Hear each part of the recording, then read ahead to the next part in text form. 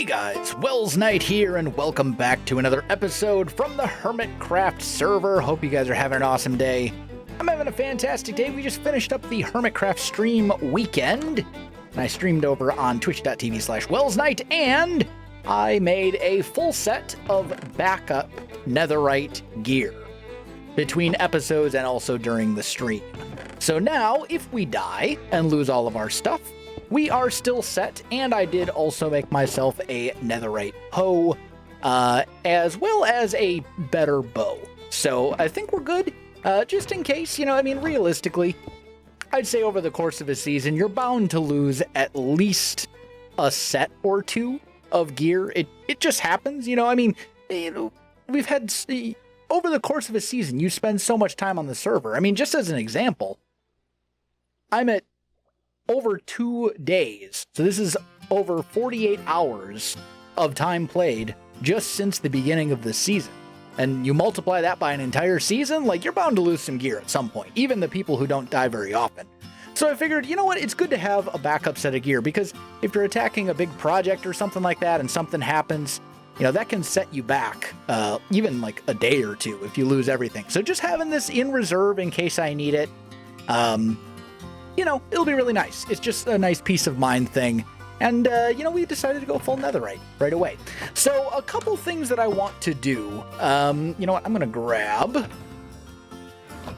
that and this. I need my elytra and I need some rockets. So before we can start our proper mega base, there are a few different fairly large projects that I need to tackle.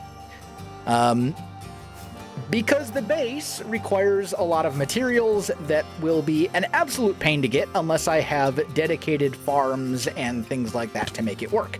So, one of those things is, don't fall, is right here. This cobblestone rectangle marks out 4 chunks that are slime chunks. And we're going to turn that into a slime farm. That's one of the projects. I need a super smelter, not the one that I always build that's 8 or 16 furnaces. I do love that super smelter. It's amazing, but I need something that is a bit better. I'm going to need a very large super smelter because our mega base is going to involve a lot of glass, and 16 furnaces ain't going to cut it. I'm thinking we need probably a 64 furnace super smelter. That should probably be enough. So that's going to be something we need. We're going to need a sugarcane farm and a mob farm because I want to sell rockets this season. Tango has had a monopoly on rocket sales in Hermitcraft for too long. So we're going to dislodge him from that and sell rockets, I think, which means I'm going to need a mob farm, and the mob farm will have the added benefit of giving us bone meal, which I will need for our mega base because I'm going to need a lot of white concrete. And then it will also give me gunpowder for rockets and all that kind of good stuff. So, and we need a concrete converter. That's the other big one, because we're going to have a lot of concrete in our base as well. So we need a concrete converter. We need a slime farm, a sugarcane farm, and a mob farm. And then I think once those are all done, then we can properly get started on our mega base. I think. I can't think of anything else off the top of my head that I need first. So I think the first thing to tackle is probably going to be, maybe we'll just kind of tackle them all in little bits. In order for the mob farm to work, I need to light up this whole island, which is going to be a lot of torches. And I need to also light up all the underground caves and stuff within a certain radius as well. So we're going to need that. We definitely need our beacon, which should be in my ender chest. I lent it out to Doc for his stream day. Yeah, we got our beacon back. So that's all good. Yeah, let's just say we got a lot of stuff to do.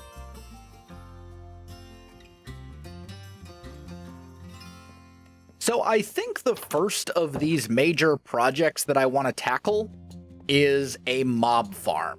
And I have marked out an area here in diorite. Don't worry, the diorite is only temporary. I just wanted a block that I had a lot of, that's easy to get rid of when I'm done, and that stands out. So this marked out in diorite, this is going to be our mob farm. And it's going to be a version of a Nembon farm that basically has spawning platforms with water dispensers. It's the same farm that I've built a few different times. It's a great design. It works super well. It's just, honestly, I'd say at this point, it's probably the standard, air quotes, mob farm. And I'm going to have 4 spawning platforms in here, 1 on each sort of corner. But this is going to be a very big hole that goes all the way to bedrock. So I'm not digging that out right now, because that's a lot of digging. What I also need to do, though, in order for the mob farm to work, is I need to light up the whole area and all the caves underneath. So basically everything within like 120 block radius of this mob farm needs to be lit up. Maybe even farther, because, you know, if I still want this farm to be able to run if I'm like, you know, hanging out over on that side of the island or something. Like if I'm in range of the mob farm, I want this to run. So we got to light up all the caves underneath our island, and we need to light up our island as a whole. Now, there's going to be 2 tools that I will use to make this as painless as possible. One of them is a camera account. That's something that we've kind of agreed upon. We've talked about many times as a group, and we've sort of agreed that like that's a perfectly acceptable way to use the camera account to make sure that our caves are lit up. And then the other way is a client-side mod that I'm trying out called Mini HUD, and it's made by the same people who make like Lightmatica. It's it has a lot of different information that it can show you, most of which I don't care about, but it has one very cool feature, and that is a light level overlay. So I can press that F7, which is what I bound it to, and then it will just show me this overlay. So rather than having to go over every block with the F3 screen on, or, you know, just having to eyeball it, I can basically just use this to see like, okay, we got to put a torch here, and we got to put a torch here, and it will just make the process much more painless. It's as I said, it's a client-side mod. It doesn't affect anything within the game. Like, it's not changing any worlds or anything like that. It's not showing me anything that I wouldn't be able to see anyway. It's just making life a little bit more simple. So I'm using this. It's called Mini HUD if you want to try it out for yourself. But yeah, hopefully that will make the process a lot smoother than it normally would be. But even still, this is going to be something that takes a while because it's just a whole lot of torches to place. Like, I have to do this entire island basically, and this island is pretty big as it is. And then on top of that, I have to do all the caves underneath, which will also take some time. So it's probably going to take me like a day or 2 just to light up the island, I imagine. But it's a necessary step in order to have an efficient mob farm that will give us all the mob drops that we actually need.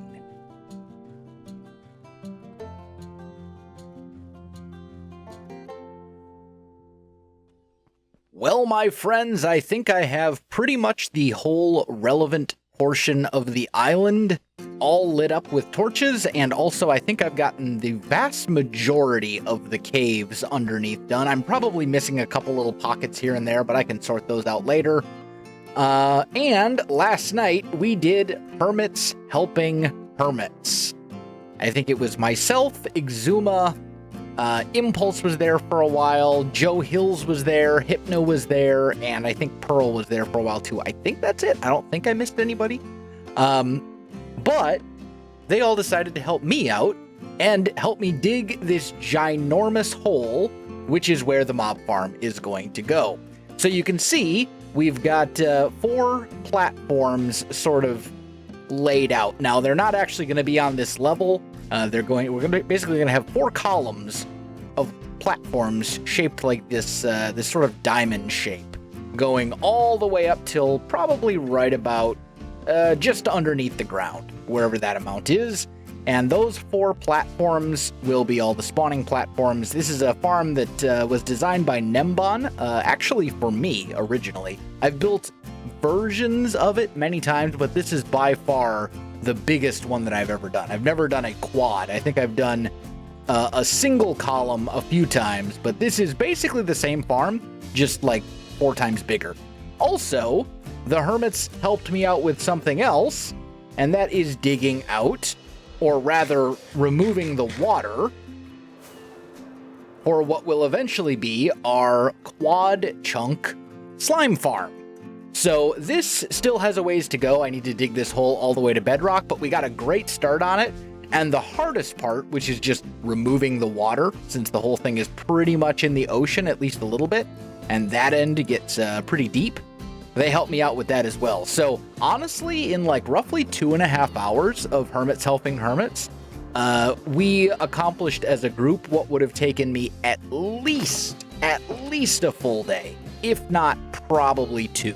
I think it probably would have taken me about 2 days to dig out both of those 2 holes. So, you know, power of teamwork. You gotta love it. But I think my next step is for the mob farm, which is going to be the project that we actually tackle right away, because we need the mob farm more than we need the slime farm, because I want to be able to get rockets and stuff. But I think the next step is I need to get the water level here figured out. So this right here is where the drop chute is going to start. This is on Y level 37. And then it's going to be a 30 block drop, which will give me 2 blocks at the very bottom to do hoppers and all that kind of stuff. I like having an extra block of wiggle room just sort of to make sure. But yeah, then I think the outer water level is probably going to be up here. Like the water buckets will actually be here, and it's going to flow, and everything will flow to this 5x5 drop chute here. So that's the next step. I'm going to go ahead and remove these granite bits, because this was really just for demonstration purposes. Or actually, you know what? I can probably just work around them. I can probably leave them just to make it easy to find the stuff later. But anyway, I'm going to get to work on that, and I'll give you an update once I have something to show you.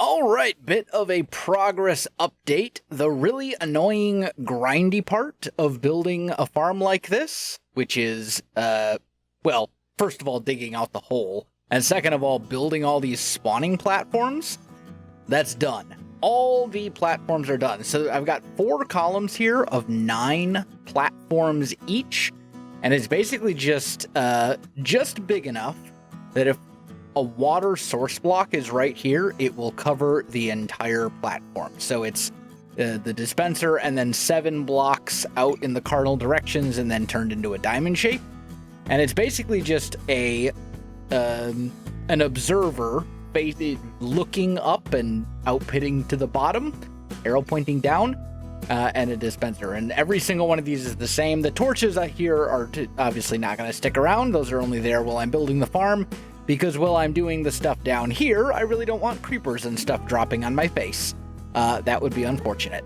So this down here is also done. I basically just changed, I ended up bringing these sort of outer layers up a little bit.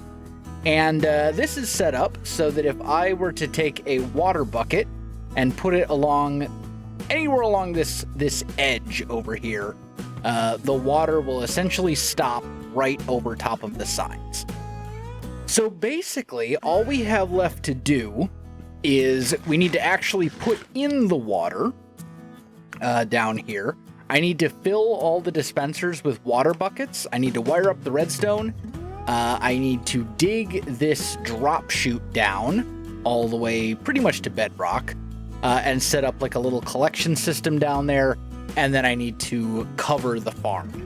But there's a few other extra like redstone things that I want to add.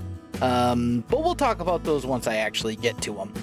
For now, I think the next step is probably to fill the dispensers and dig this thing down to where our collection area will be. All right, my friends, bit of a progress update for you.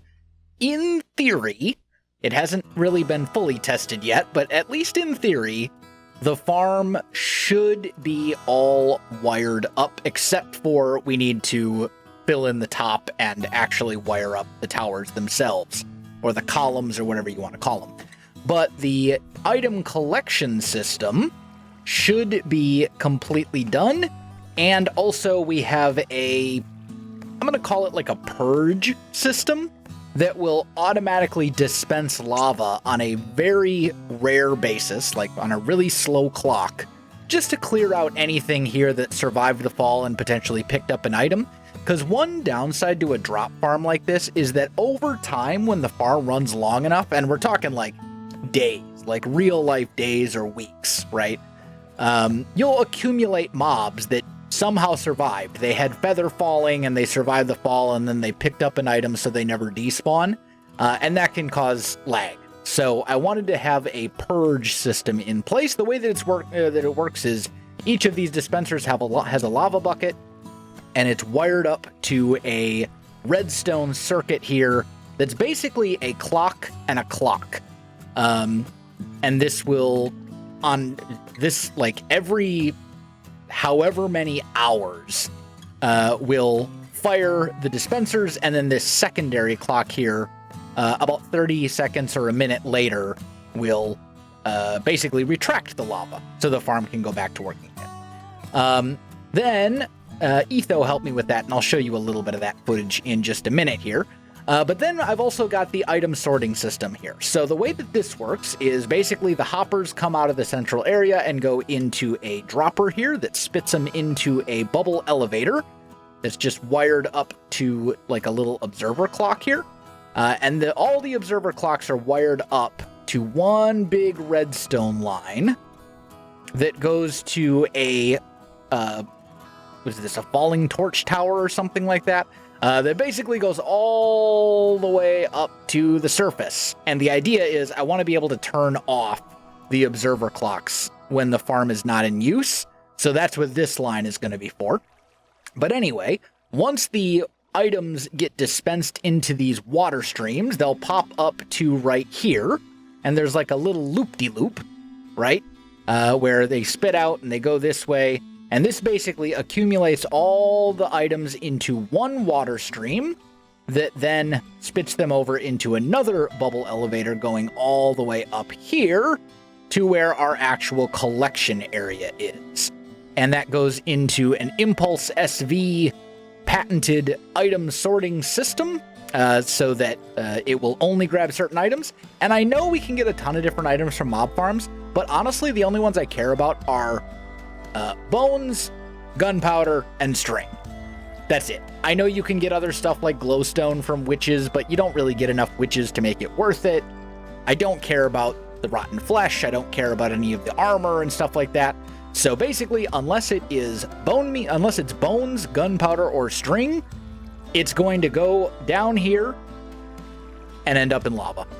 Just as it'll just get rid of anything that anything that doesn't get picked up by the item sorters, by these hoppers here, which again is only bones, gunpowder, and string. Anything else, or if these chests are all completely full and it can't pick up anymore, it'll just go over here and end up in lava. So that's basically the item sorting system and collection system in a nutshell. Let me show you a little bit of that footage with Etho. and then I will get this thing all wired up and running. So what's the actual like logic here? That's a good question, Wells. So we got 2 clocks running, right? Mm-hmm. This is going to be our 30-second one to shut off the lava. Okay. So we'll have to fine-tune the amount of items in there. This is the longer one. And the longer one's going to trigger the shorter one. Right? But the long one is also going to trigger the lava. So that'll put the lava out from over here. And then this one will put it back in after 30 seconds. Gotcha. Okay, and then we gotta add 1 more clock to make this longer than 3 minutes. Yeah, we want it to be as long as possible.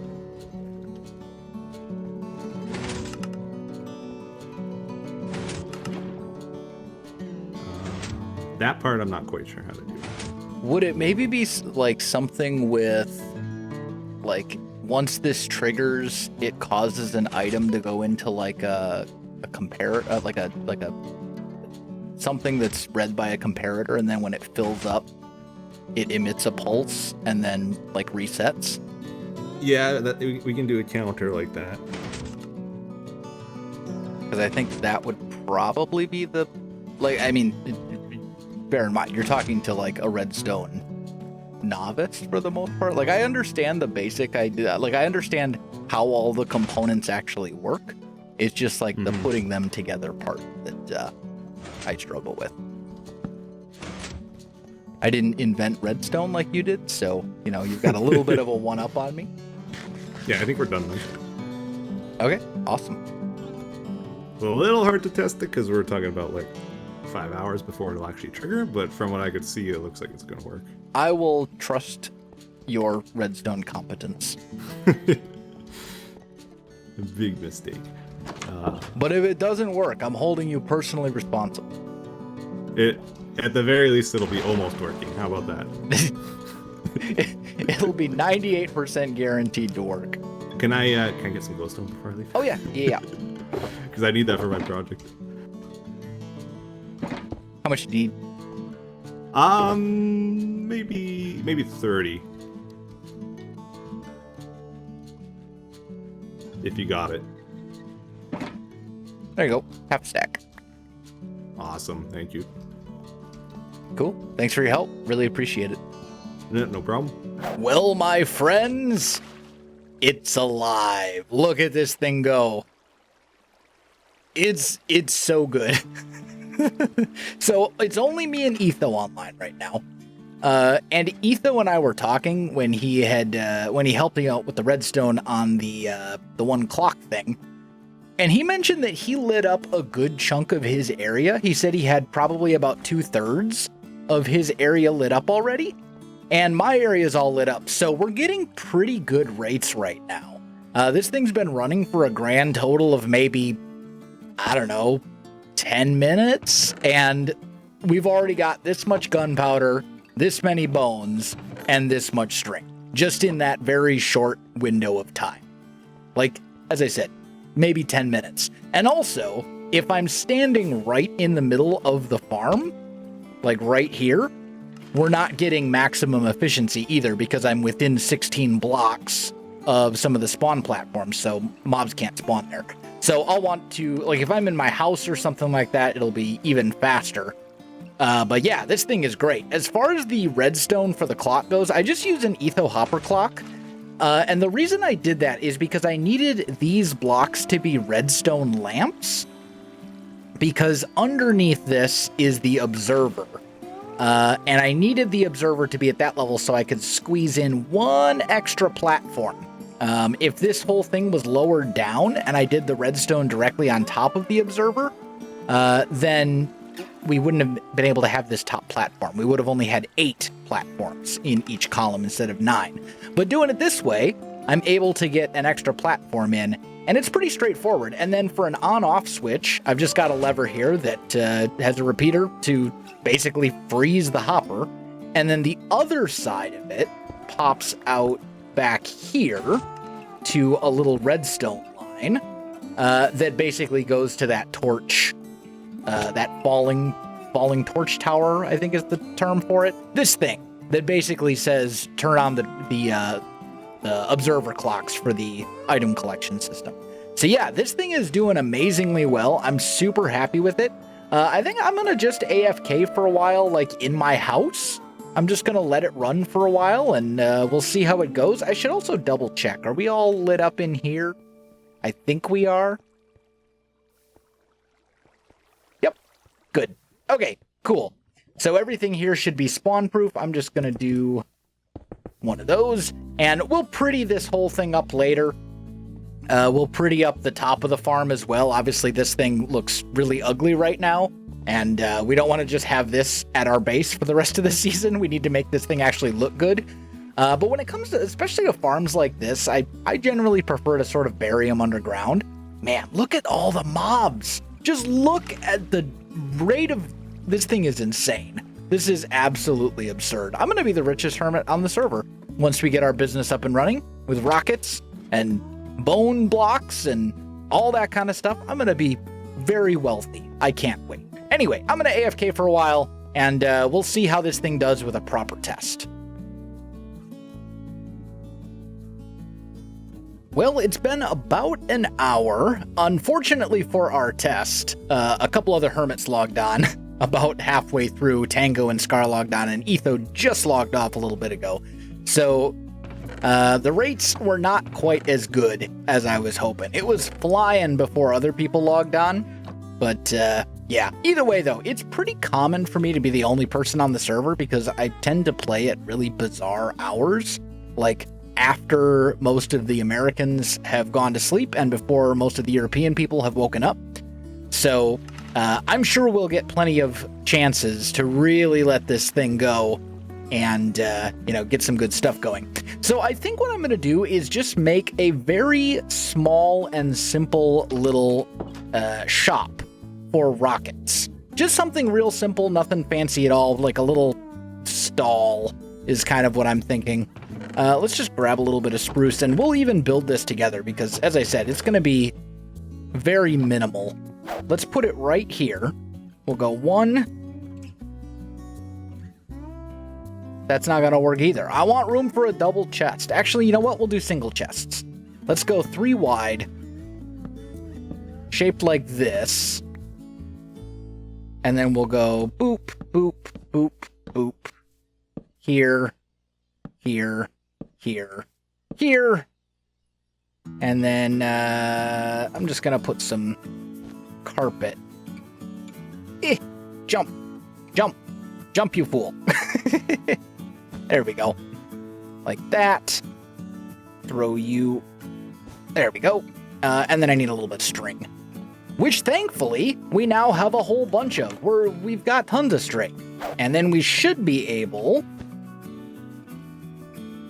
to just jump on top. There we go.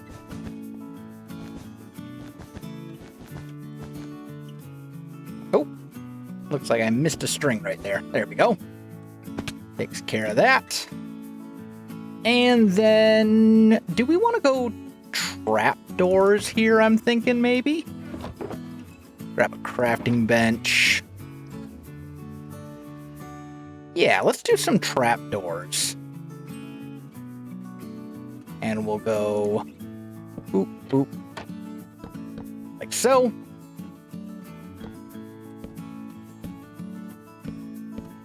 And there we go. And then we just need some chests, which again should be pretty straightforward. Let's just grab like 3 for now. And we'll go 1, 2, 3. And then I'll just fill these up with rockets and put some signs on them. And there we go. We have a beautiful, cute little stall right here to sell things.